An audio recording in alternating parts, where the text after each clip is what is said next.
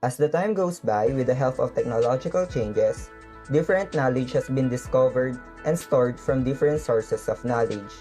And the main goals of knowledge management is to reuse that knowledge to improve efficiency and to build or come up with new ways to do better things.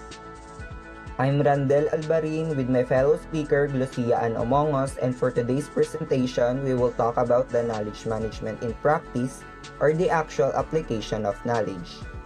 As stated by Song and others, knowledge application refers to an organization timely response to technological change by utilizing the knowledge and technology generated into new products and processes. And knowledge application is the actual use of knowledge that has been captured or made. Dahil sa pagiging moderno ng mundo, patuloy na pagbabago at paglikha ng iba't ibang teknolohiya, isang malaking pakinabang ang isang teknolohiya upang patuloy na makabuo o makagawa ng mga bagay na mula sa iba't ibang kaalaman na nakuha mula sa mga individual sa loob ng isang organisasyon. And according to Hicks and Toshiman, individual differences play a major role in knowledge-sharing behaviors. Ang mga katangian ng mga individual na ito ay may malaking gampanin kung gaano ka-epektibo ang paghahanap na gamitin o muling gamitin ang kanilang kaalaman, o kung gaano siya ka-epektibo sa paghahanap, pag-uunawa, at paggamit sa kaalaman sa organisasyon. At kasama sa katangian ng isang individual ang kanilang sariling estilo upang matuto. For example, their personal style, their preference regarding how they can easily learn, or their best way to learn easily and quickly in receiving information, as well as their technique that will help to put their knowledge to work.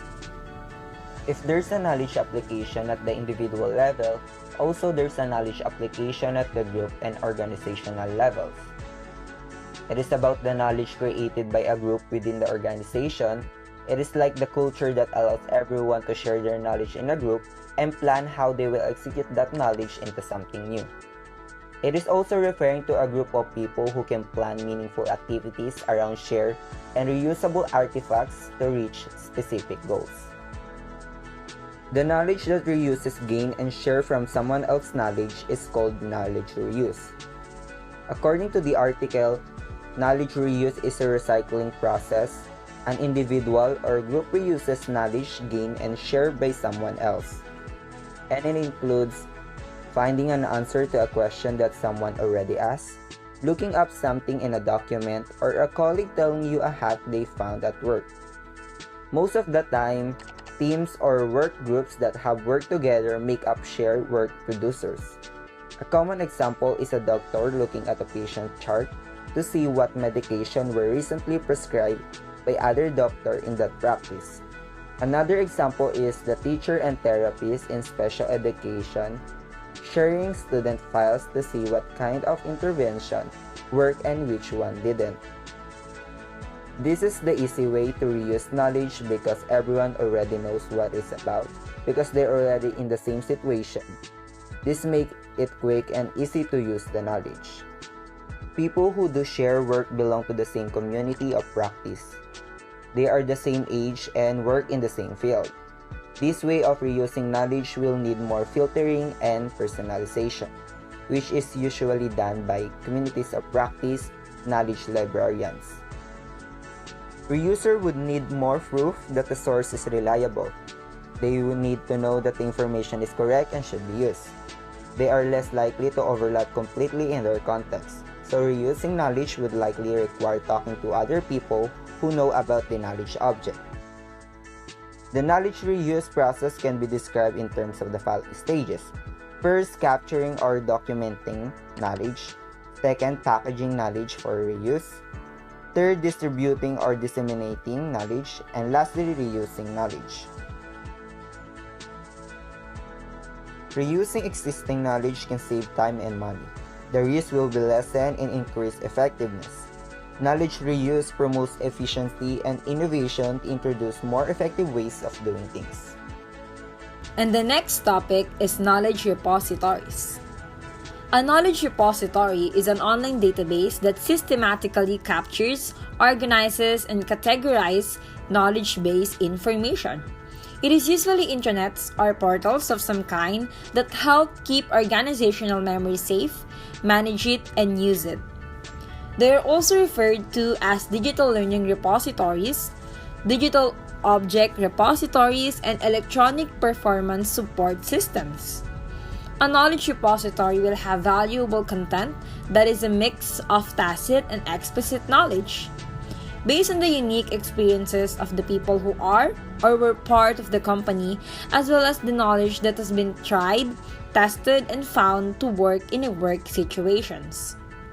Knowledge repositories are most often private databases that manage enterprise and proprietary information, but public repositories also exist to manage public domain intelligence.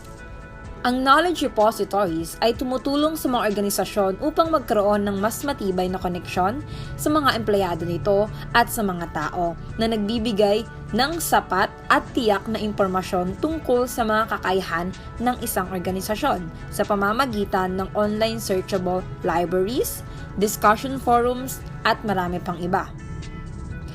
They provide a central location to collect, contribute, and share digital learning resources for use in instructional design and content development for both traditional and non-traditional learning environments. Naging isa ito sa pinakamahalaga at kritikal na paglilimbag at pagpapahayag ng knowledge management sa isang organisasyon na makakatulong na mas magkaroon ng mas katibay-tibay at makabuluhang learning activities. The next one is e-learning and knowledge management application. The main benefit of traditional learning in a classroom is that students can talk to each other face-to-face. Because of limited time and space, one-on-one conversations cannot be as deep as they could be.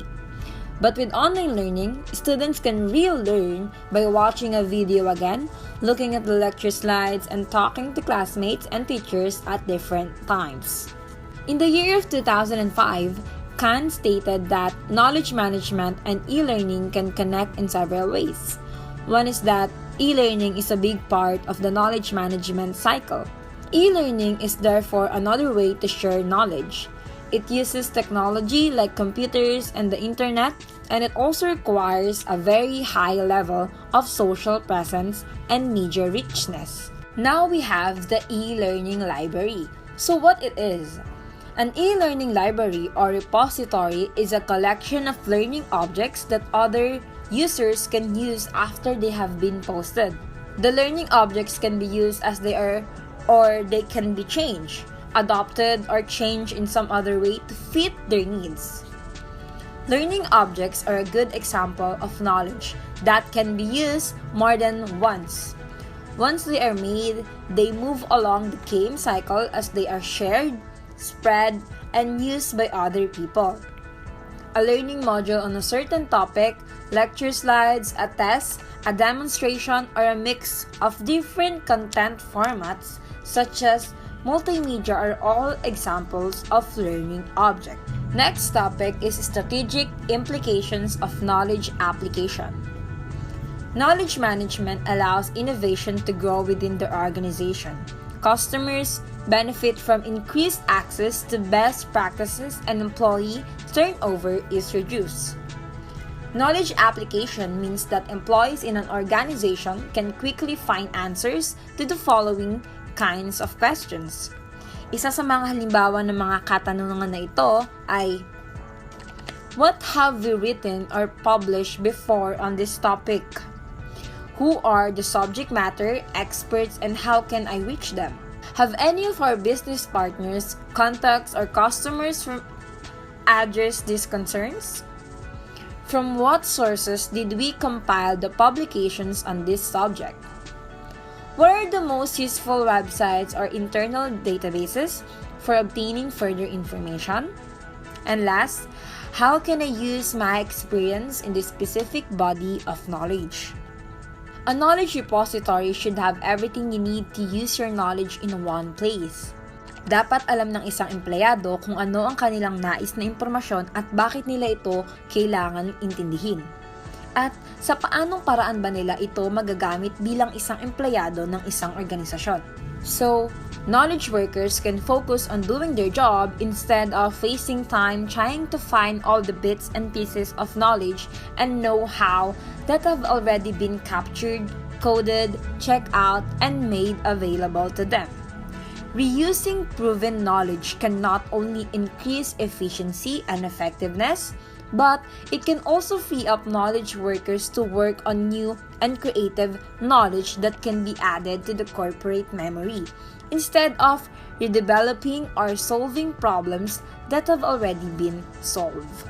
And the last one is the practical implications of knowledge applications.